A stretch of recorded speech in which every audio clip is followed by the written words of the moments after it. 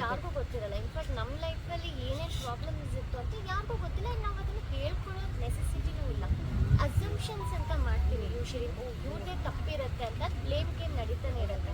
And ನಾವು ಅದನ್ನು change ಮಾಡೋದಕ್ಕೂ ಆಗಲ್ಲ. ಅದು ಹೇಗೆ ಅವ್ರಿಗೆ ಬರಬೇಕು, ಈ ಥರ ನಾವು ಮಾಡಬಾರ್ದು, ಒಬ್ರ ಬಗ್ಗೆ ಕೆಟ್ಟದಾಗಿ ಮಾತಾಡಬಾರ್ದು.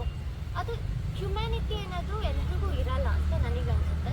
ಆ್ಯಂಡ್ ಇದನ್ನು ಓವರ್ಕಮ್ ಏನು ಮಾಡಬೇಕು, ಹೇಗೆ ನಾನು ಮಾಡ್ತೀನಿ ಅಂದರೆ ನನ್ನ ವರ್ಕ್ ಮೇಲೆ ಕಾನ್ಸಂಟ್ರೇಟ್ ಮಾಡ್ತೀನಿ. ಇವಾಗ ಬೇರೆಯವ್ರು ನನ್ನ ಬಗ್ಗೆ ಏನು ಅಂದ್ಕೊಳ್ತಾರೆ ಅದು ನನ್ನ ಸಂಬಂಧ, ನನ್ನ ಪ್ರಾಬ್ಲಮ್ ಅಲ್ಲ, ಅದು ಅವ್ರ ಪ್ರಾಬ್ಲಮ್ಮು. ಅವ್ರು ನನ್ನ ಬಗ್ಗೆ ಆ ಥರ ಯೋಚನೆ ಮಾಡ್ತಿದ್ರೆ ಅದು ಅವ್ರ ಪ್ರಾಬ್ಲಮ್. ನನ್ನ ಪ್ರಾಬ್ಲಮ್ ಹೆಂಗಾಗುತ್ತೆ?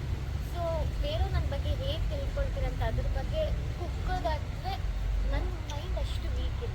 ನಾನು ನನ್ನ ವರ್ಕ್ನ ನಾನು ತುಂಬ ಸೀರಿಯಸ್ ಆಗಿ ತೊಗೊಂಡು ಪ್ಯಾಷನೇಟಾಗಿ ಕೆಲಸ ಮಾಡ್ತೀನಿ. ಆ್ಯಂಡ್ ಅದ್ರ ಬಗ್ಗೆ ಕಾನ್ಸಂಟ್ರೇಟ್ ಮಾಡ್ತೀನಿ. ಒಂದಷ್ಟು ಕಮೆಂಟ್ಸ್ ಏನೇ ಬಂದರೆ ನಾನು ಓಪನ್ ಮಾಡಿ ನೋಡೋದೂ ಇಲ್ಲ. ನನಗೆ ಗೊತ್ತೂ ಇಲ್ಲ ಆ್ಯಕ್ಚುಲಿ ಏನೇನು ಬರುತ್ತೆ ಅಂತ. ಮಾಡ್ಕೊಳ್ಳಿ, ಅವ್ರು ಖುಷಿ ಬರುತ್ತಾ, ಬೇರೆಯವ್ರಿಗೆ ಕೆಟ್ಟದ್ದು ಬಯಸಿದ್ರೆ ಅವರು ಖುಷಿ ಸಿಗುತ್ತಾ, ದೇವ್ರು ನೋಡ್ಕೊಳ್ತಾನೆ.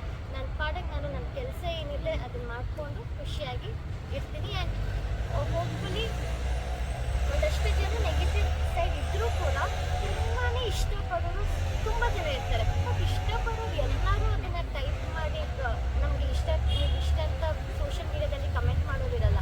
ಲೈವಾಗಿ ಬಂದು ಮಾತಾಡ್ಸೋದು, ಪ್ರೀತಿಯಿಂದ ಮಾತಾಡ್ಸೋದು ತುಂಬಾ ಇರ್ತಾರೆ. ಸೊ ಅವ್ರು ಬಂದು ಮಾತಾಡ್ಸಿದಾಗ ಖುಷಿ ಆಗುತ್ತೆ. ಇನ್ನೂ ಚೆನ್ನಾಗಿ ಏನಾದರೂ ಕೆಲಸ ಮಾಡಿ ಪ್ರೂವ್ ಮಾಡ್ಕೋಬೇಕು ಅಂತ ಅನಿಸುತ್ತೆ. Also women should be self sufficient.